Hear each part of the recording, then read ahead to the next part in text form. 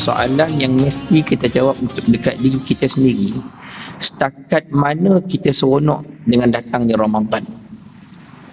Setakat mana kita rasa bergembira dengan kedatangan Ramadan? Ya, dia punya perasaan gembira ni, seronok ni, dia menentukan sejauh mana kita akan sungguh-sungguh beribadah dalam Ramadan. Kesungguhan, seronok tu. Sebab itulah ulama menggariskan, ulama beritahu antara adab bila kita bertemu dengan Ramadan, adab kita berhadapan dengan Ramadan, antara adab dia, yang pertama kata ulama, kena tunjukkan rasa seronok dan juga gairah dengan kedatangan Ramadan, seronok. Assalamualaikum warahmatullahi wabarakatuh. Al-Fatihah. A'udzubillahi minasyaitonirrajim. Bismillahirrahmanirrahim. Alhamdulillahi rabbil alamin. Ar-Rahmanir-Rahim. Maliki yaumiddin. Iyyaka na'budu wa iyyaka nasta'in. Ihdinas siratal mustaqim. Siratal ladzina an'amta 'alaihim ghairil maghdubi 'alaihim waladdallin. Amin.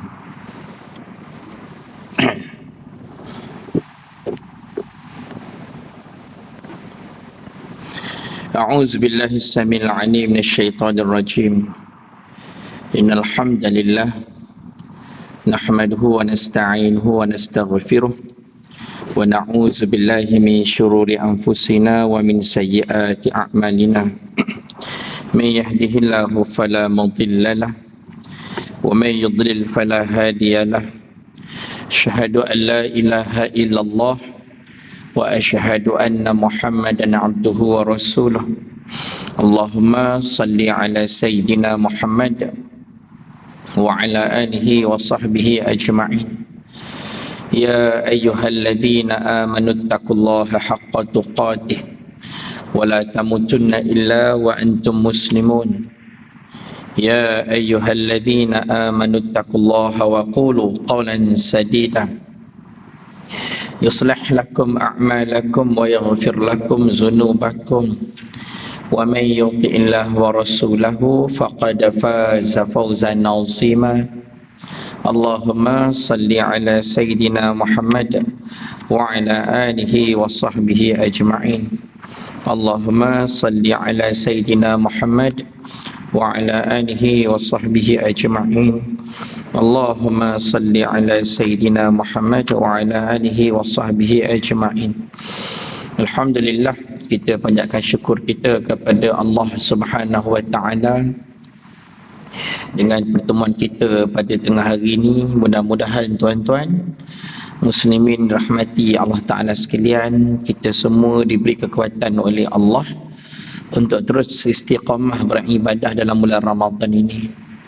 Tuan-tuan muslimin muslimat dirahmati Allah Ta'ala sekalian, okay, saya doakan mudah-mudahan semuanya sihat, ya? Doakan insya-Allah mudah-mudahan Allah Ta'ala kurniakan kepada kita ketakwaan untuk ada berhadapan dengan Ramadan. Tuan-tuan muslimin muslimat dirahmati Allah Ta'ala sekalian, dia ada antara persoalan yang mesti kita jawab dekat diri kita sendiri. Persoalan yang mesti kita jawab untuk dekat diri kita sendiri, setakat mana kita seronok dengan datangnya Ramadan? Setakat mana kita rasa bergembira dengan kedatangan Ramadan? Ya, dia punya perasaan gembira ni, seronok ni, dia menentukan sejauh mana kita akan sungguh-sungguh beribadah dalam Ramadan. Kesungguhan, seronok tu. Sebab itulah ulama menggariskan, ulama beritahu antara adab bila kita bertemu dengan Ramadan, adab kita berhadapan dengan Ramadan, antara adab dia, yang pertama kata ulama, kena tunjukkan rasa seronok dan juga gairah dengan kedatangan Ramadan, seronok. Dia kena rasa macam itu. Dia kena rasa macam, aku kalau datang Ramadan ni, dia punya semangat tu dia macam lah kan. Orang kata dia punya bersungguh-sungguh tu dia macam. Bila bersungguh dengan Ramadan, seronok, gairah, dekat situ menentukan sejauh mana ibadah kita dalam Ramadan. Yang ni kena jujur dengan diri masing-masing. Sebab itulah kita akan nampak, kalau orang yang seronok dalam masa 30 hari Ramadan, dia takkan berhenti datang tarawih sampai akhir Ramadan. Dia ni orang yang lepas 5 hari, hari ni dah hari yang kelima kan, hari keempat kelima lebih kurang gitulah, kita akan nampak seorang masjid dah makin lama makin kosong dah. Ini baru hari yang kelima yang keenam. Dia makin slow, lama-lama hari ke-10 susut dah orang dah. Kenapa tuan-tuan muslimat? Sebab dia punya persediaan berhadapan dengan Ramadan ni macam mana sebenarnya? Dia punya rasa dengan Ramadan ni. Sebab itulah Nabi SAW Nabi pernah sebut kepada kita. Nabi kata, thalathun man kunna fihi wajada halawatul iman. Manusia ni siapa di 3 benda dekat diri dia, dia ada kemanisan iman.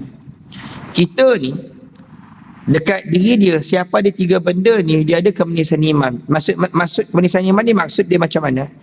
Keseronokan beribadah. Dia rasa seronok, dia rasa kalau habis satu ibadah nak buat ibadah yang lain, tak berhenti yang ibadah. Bila bertemu dengan peluang boleh ibadah, dia cuba ibadah sungguh-sungguh. Ini namanya kemanisan iman. Datang Ramadan dia rasa macam excited, seronok. Ini namanya kemanisan iman. Salah satunya kata Nabi SAW, apabila Allah dan Rasul lebih daripada segala-galanya, lebih daripada diri sendiri, Allah dan Rasul lebih diutamakan. Ramadan ni Allah bagi dekat kita satu hadiah, sebulan hadiah untuk kita. So dengan datang Ramadan dia rasa macam seronok lah, dia kata. Dia ada kemanisan iman. Sebab tu tuan-tuan muslimat, antara ujian yang paling besar bila kita berhadapan dengan Ramadan, ujian nak bagi sustain sampailah akhir Ramadan. Terutamanya bagi orang dewasa, bagi orang remaja muda lah, umur dalam 30-an, 20-an gini kan, nak boleh istiqamah sampai akhir Ramadan ni bukannya senang, susah sangat. Soalnya tuan-tuan muslimat, kenapa kita mesti istiqamah? Kenapa kita ni tak boleh nak skip tarawih contohnya? Kenapa mesti bertahan sampai akhir Ramadan? Kenapa? Kenapa mesti duduk tarawih sampai habis? Kenapa mesti baca Quran sampai habis Ramadan? Kalau boleh khatam. Kenapa mesti sedekah? Setiap hari mesti sedekah. Kenapa? Tuan-tuan muslimat, yang hari ni untuk kelas Zoom saya nak share dengan tuan-tuan jawapan kenapa kita mesti istiqamah sampai akhir Ramadan. Kenapa jangan berhenti, jangan cepat penat, jangan cepat letih. Tuan-tuan, Ramadan memang bulan yang letih, penat. So kalau bukan letih, bukan penat, bukan nama Ramadan. Ramadan memang penat letih. Siapa tak penat, siapa tak letih dalam Ramadan, pelik semacam lah dia kat situ, tak kan? So biasanya memang Ramadan bulan penat letih. Tetapi kenapa mesti letih penat? Tuan-tuan muslimat, saya bagi satu hadis Nabi SAW. Nabi bagi amaran dekat kita. Nabi kata, kaifa bikum idza jama'akumullah kama yujma'un nabal fil kinanah 50,000 sanah la yanzuru ilaikum. Bagaimana keadaan kamu pada hari kiamat nanti apabila Allah kumpulkan kamu semua seperti mana Allah kumpulkan anak panah, dimasukkan ke dalam bekas panah selama 50,000 tahun, Allah tidak melihat kepada kamu. Kata Nabi dalam hadis ini, pada hari kiamat nanti kita semua akan bertemu perjalanan akhirat 50,000 tahun yang sangat panjang. Kiamat ni tuan-tuan, kita akan tempuh 50,000 tahun akhirat. Satu hari dunia bersamaan 1000 tahun akhirat. Satu hari akhirat bersamaan 1000 tahun dunia. Perjalanan yang sangat panjang. Bayangkan akhirat 50,000 tahun perjalanan. Agak-agak berapa lama perjalanan akhirat kita untuk orang biasa kalau nak dibandingkan dengan dunia ni. Nak cerita tuan-tuan, kita semua perlu menempuh akhirat yang sangat panjang 50,000 tahun. Dengan perjalanan panjang 50,000 tahun ni tuan-tuan muslimat, tanya diri masing-masing, cukup tak bekal kita nak tempuh akhirat 50,000 tahun? Dengan umur kita 40, 30, 50, 60 kata lagi tu.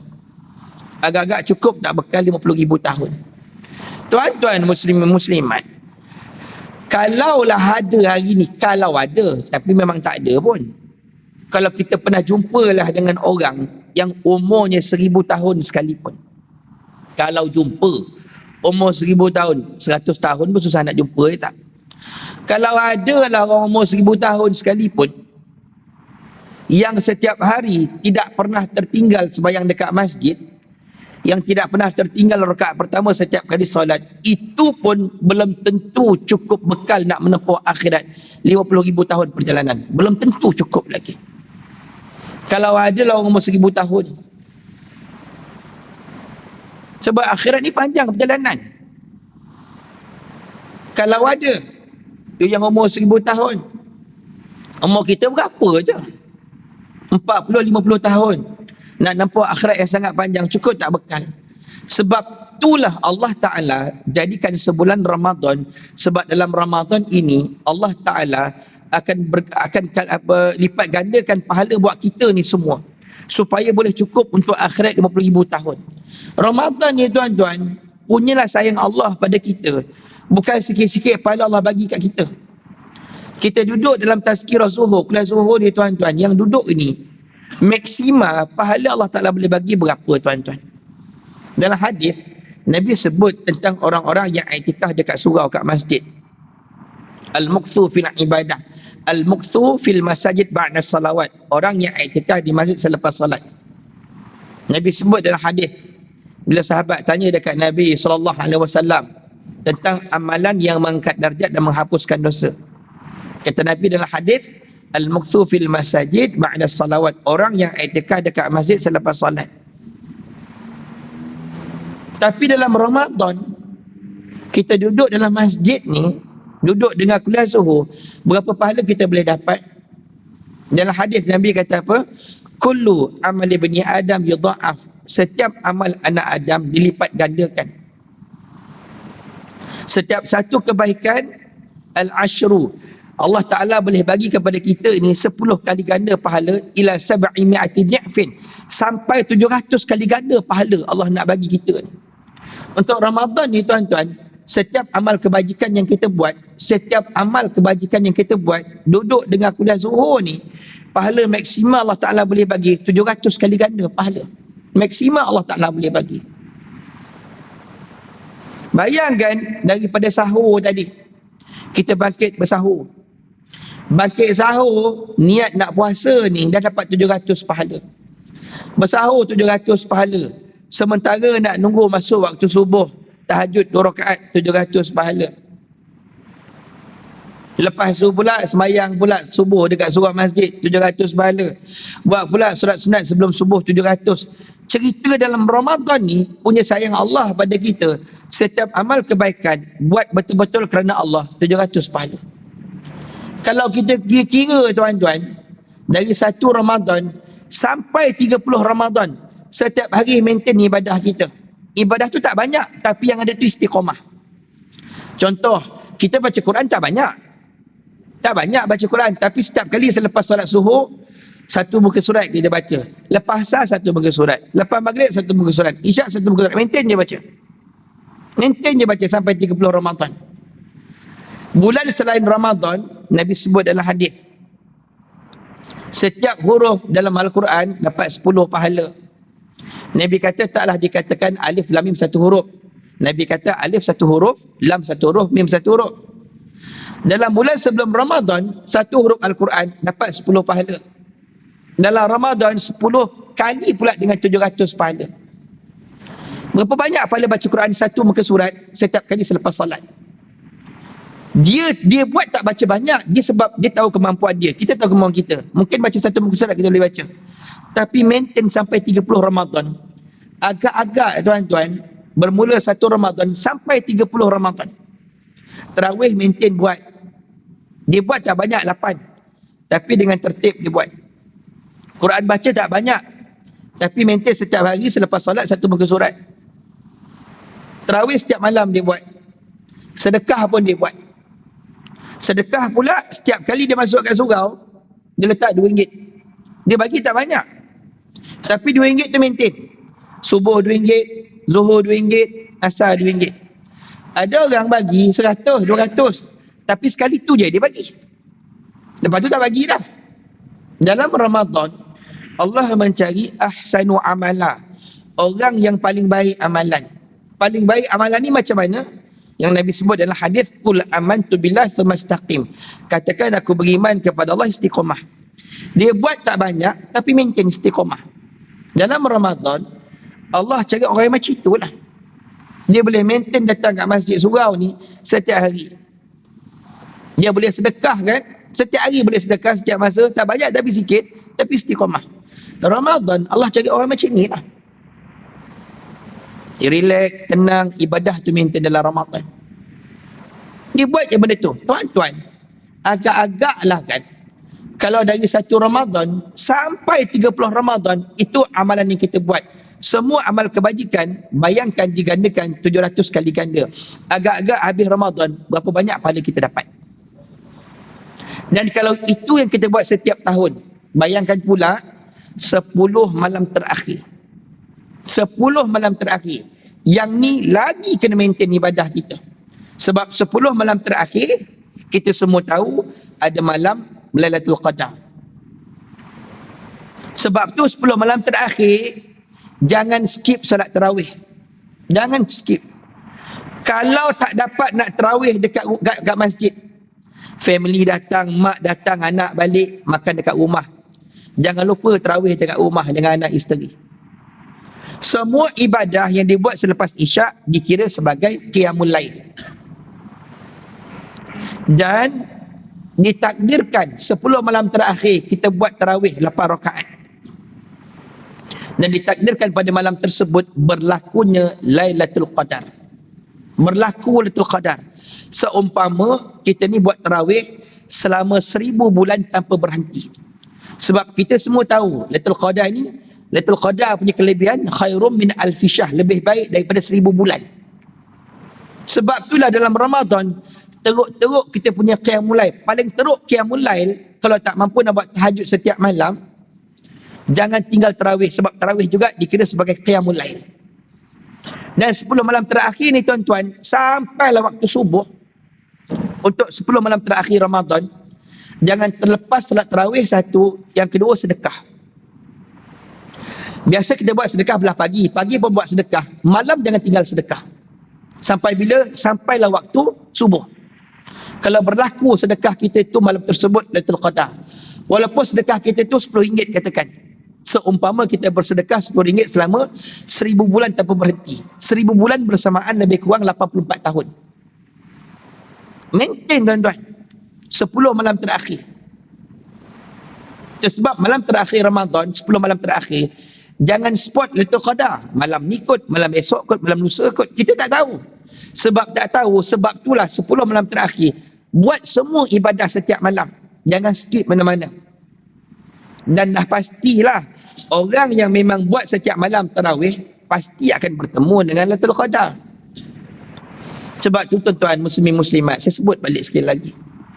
Sebab itulah kita ni tak ada pilihan, mesti maintain. Sampai 30 Ramadan mesti istiqamah ibadah. Sebab akhirat kita sangat panjang. Sangat panjang akhirat kita. Kita perlu menempuh akhirat 50,000 tahun. Sebab tu kena jujur dengan diri masing-masing. Setakat mana bekal yang kita nak bawa bertemu dengan Allah sampai hari kiamat nanti. Dia serupa kita balik kampung lah. Nak balik kampung ke Kelantan, datang dari Shah Alam. Siapa berani nak balik ke kampung, minyak kereta tak cukup, duit tak ada kat tangan, tak ada siapa berani nak balik pun. Sama juga dengan Allah. Dengan Allah, jangan berani-berani nak balik bertemu dengan Allah pada hari kiamat kalau bekal tak cukup. Bekal tak cukup, jangan berani-berani balik. Sebab tu Ramadan, Allah punya sayang dekat kita. Allah lambatkan pahala begitu banyak, kau kumpul pahala cukup-cukup dalam Ramadan. Nabi kata, qad ja'akum Ramadan syahrun mubarak, telah datang kepada kamu satu bulan namanya Ramadan, bulan yang diberkati. Diberkati Ramadan ni tuan-tuan, dia punya sayang Allah kepada kita terlampau banyak benda yang kita tak buat 11 bulan yang lampau, tiba-tiba datang Ramadan, ada benda yang kita buat yang tak buat pada bulan-bulan yang lain. Dah banyak kita skip masa bulan yang lain. Tuan-tuan muslimin muslimat, dalam Ramadan ini sibuklah macam mana pun mak bapak, sibuklah macam mana pun. Tapi waktu azan nak buka puasa, katalah pukul 7.30 malam, dah berkumpullah mak, bapak, anak satu meja makan sama-sama. Berlaku dalam Ramadan sahaja. Sebelum Ramadan, mak dah ke mana, bapak dah ke mana, anak pun tak ke mana. Bapak kerja pun tak balik lagi, anak pun tak tahu ke mana. Last sekali makan masing-masing. Allah tahu 11 bulan yang lalu susah nak dapat anak, mak dengan bapak kumpul makan sama-sama. Datang Ramadan, berkumpul mak ayah sebulan makan sama-sama. Ini keberkatan Ramadan. Allah kembalikan manusia makan semeja satu keluarga, tuan-tuan. Ini Ramadan. Ramadan ini juga ramai orang bila kita hantar bantuan. Saya ingat lagi dulu dah lama dah saya hantar bantuan dekat rumah anak yatim kat Gombak. Masa hantar bantuan tu, tuan-tuan, penjaga dia, kita panggil dia Umi, penjaga tu, dia kata, ustaz, dia kata, kami syukur sangat dengan Ramadan. Kenapa? Dia kata infak sedekah orang bagi tak putus-putus. Beras tu berkampit-kampit dia dapat banyak. Dia kata, ustaz, Ramadan ni barulah orang ingat kat kami. Dia kata Umi ni harap satu je, beras yang dapat hari ni boleh tahan sampai Ramadan akan datang. Dia kata tak tahulah setakat mana boleh bertahan. Dia kata, ustaz, kalau macam ni lah rezeki Ramadan, sedekah tak putus-putus, setiap bulan Ramadan pun saya suka, ustaz. Dia kata setiap bulan Ramadan pun saya nak. Dia kata sebab rezeki datang tak putus-putus. Ini barakah Ramadan. Ramadan ni, tuan-tuan, orang yang jarang ke masjid tiba-tiba datang ke masjid, Allah buka hati, Allah gerakkan hati. Gerakkan hati ni sebab Ramadan, sebab Ramadan ni barakah. Sebab tu, tuan-tuan muslimin muslimat, bila Allah dah gerakkan hati kita untuk jadi tetamu masjid, jangan potong gerakan dakwah Allah Ta'ala kepada kita. Allah berdakwah dengan kita dengan cara Allah gerakkan hati kita. Datang Ramadan, kita ni rasa macam ramai dah orang sembahyang tarawih, rasa nak datang. Perasaan rasa tu, tuan-tuan, hadiah Allah kepada kita. Tapi jangan potong, jangan skip. Bila kita potong yang Allah dah susun atur untuk kita, nak datang balik cukup susah. Nak dapat balik mood nak ke surau cukup susah. Macam Covid 2 tahun orang susah nak ke masjid. Nak dapat balik mood ke masjid ni cukup susah. Tapi Allah datangkan Ramadan, tiba-tiba hati manusia jadi nak jadi lembut, kan? So jangan potong perasaan kita tu nak datang kat surau masjid. Sebab tu Ramadan ni juga, tuan-tuan, kalau kita rasa nak boleh bertahan, kalau nak usaha boleh bertahan sampai 30 Ramadan, maintain 30 Ramadan, mesti datang kat masjid. Antaranya Nabi pesan dekat kita. Nabi dalam hadis yang lain, Nabi pernah pesan kepada kita, setiap kali kalau kita solat, muhasabah setiap kali solat. Kejap lagi nak sembahyang Zuhur, tuan-tuan. Dalam solat, Nabi pesan kat kita, tolong rasa kalau ini solat kita yang terakhir. Nabi pesan kat kita, kalau Zuhur ni nanti adalah solat kita yang terakhir. Maknanya selepas kita sembahyang Zuhur, lepas tu kita mati. Ibadah kita terakhir adalah solat Zuhur kita kepada Allah. Macam mana kita nak present solat kita, nak perform solat kita kepada Allah, kita nak bagi hadiah kepada Allah ni untuk solat terakhir, nak bagi yang macam mana? Kalau kita tahu, tapi kita tak tahu. Kalaulah tengah-tengah duduk ni, Allah bisik kat telinga kita daripada malaikat, lepas Zuhur kau mati.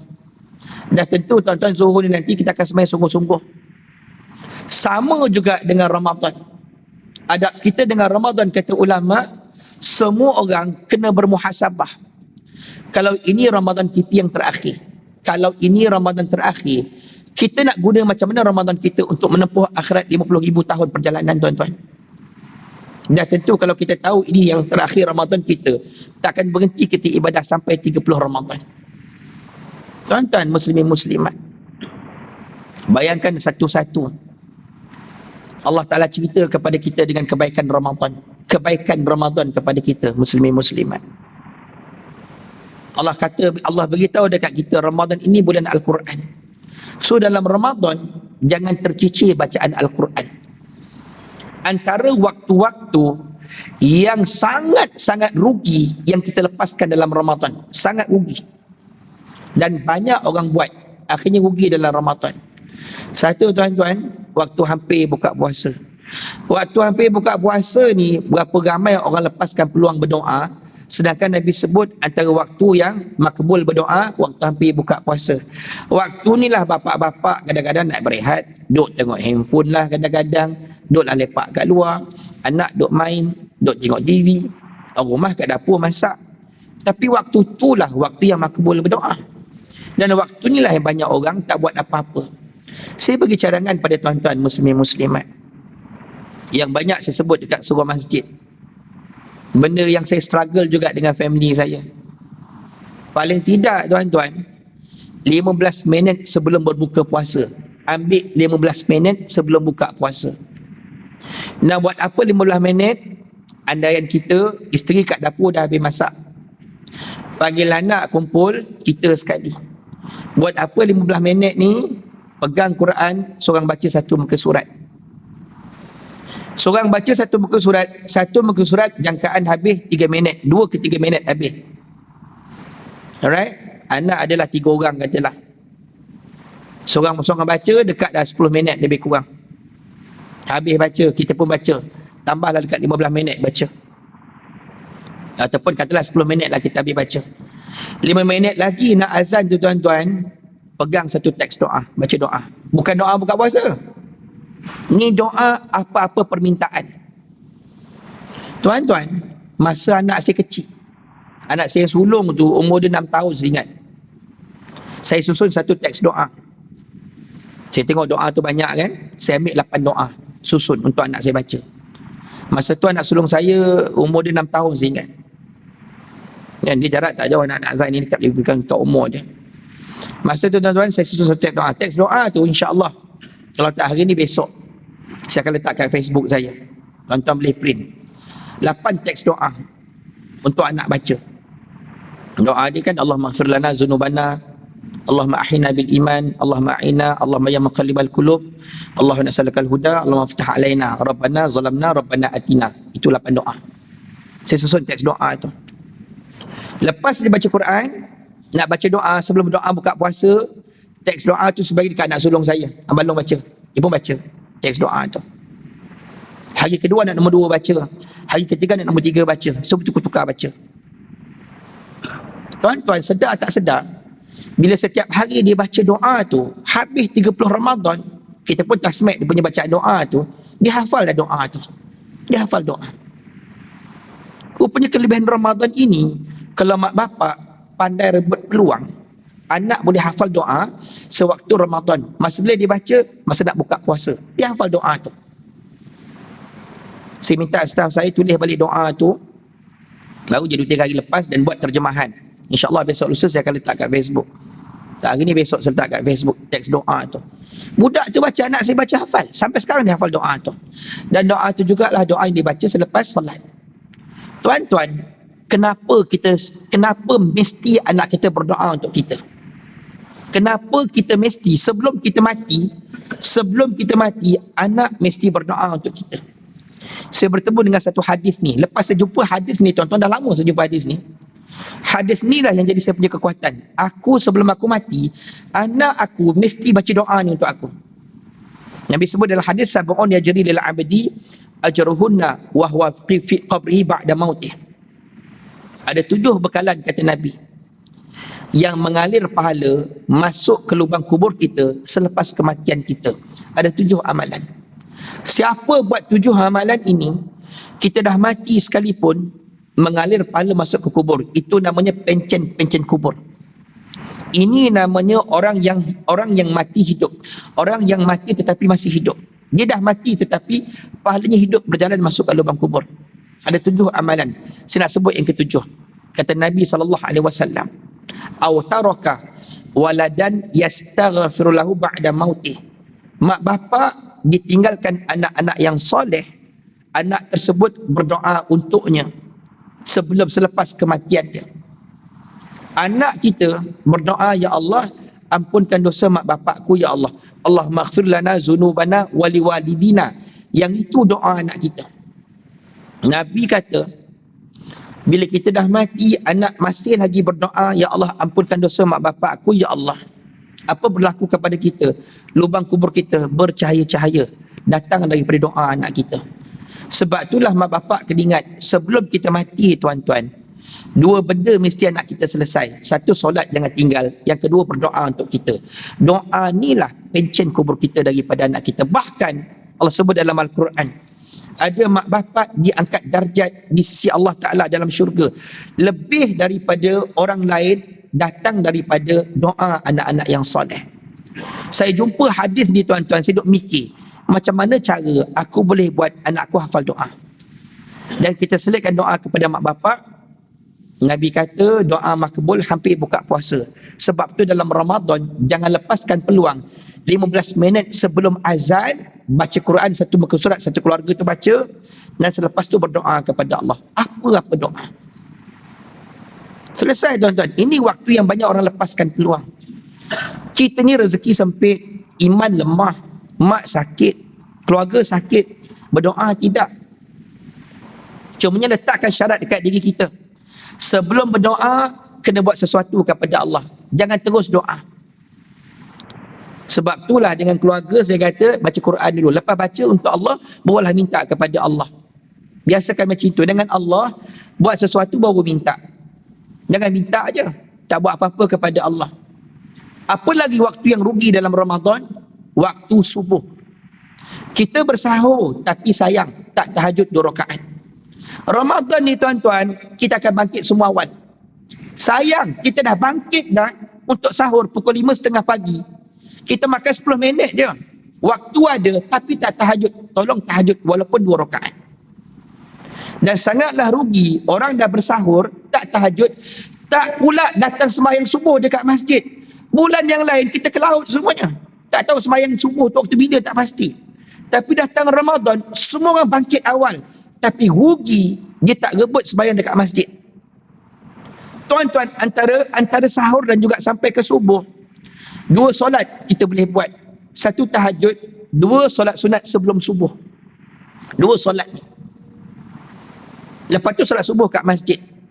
Bulan yang lain belum tentu lagi kita bangkit. Sebab tu saya tekankan tuan-tuan muslimin muslimat, 2 waktu ni tolong jangan sia-siakan dalam Ramadan. Saya tutup balik tuan-tuan hadis yang saya sebut awal tadi. Kenapa mesti bertahan sampai akhir Ramadan? Nabi kata, kaifa bikum idza jama'akumullah kama yujma'un nabal fil kinanah 50,000 sanah la yanzuru ilaikum. Bagaimana keadaan kamu pada hari kiamat nanti apabila Allah kumpulkan kamu semua seperti Allah kumpulkan kembali anak panah dimasukkan ke dalam bekas panah selama 50,000 tahun, Allah tidak melihat kepada kamu.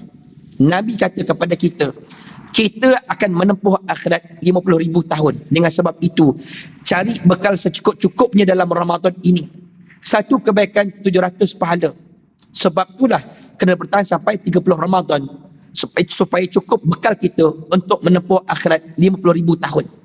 Tuan-tuan, mudah-mudahan tazkirah ringkas kita pada tengah hari ni, petang ni, dapat manfaat dan kita kena muhasabah agar Allah Ta'ala ni bagi kita kekuatan boleh bertahan sampai akhir Ramadan. Tuan-tuan, akhirnya ingat pesan Nabi kepada kita. Jangan jadi hamba Ramadan. Jangan jadi hamba Ramadan. Wujud kita dekat surau masjid ketika Ramadan. Habis Ramadan tak nampak muka. Jangan permainkan Allah. Jangan sindir Allah. Seumpama Allah wujud dalam Ramadan. Lepas Ramadan Allah tak ada. So, cabaran untuk diri kita, macam mana pula nak sustain ibadah bukan setakat dalam Ramadan sampai akhir hayat kita. Sebab Allah tidak bertempat, tidaklah ada batasan waktu. Allah berada pada setiap masa, setiap tempat. So, tolonglah sabar dengan ujian ibadah kepada Allah dan teruskan istiqamah. Kami doakan tuan-tuan muslimin muslimat, mudah-mudahan Allah Ta'ala lahirkan kita sebagai hamba yang bertakwa sampai habis Ramadan, sampailah akhir hayat kita. Wallahu a'lam. Subhanakallahumma wa bihamdika asyhadu an la ilaha illa anta astaghfiruka wa atubu ilaik. Wal 'asri innal insana lafi khusr illa alladziina aamanu wa 'amilus solihati wa tawassaw bil haqqi wa tawassaw bis sabr. Assalamualaikum warahmatullahi taala wabarakatuh.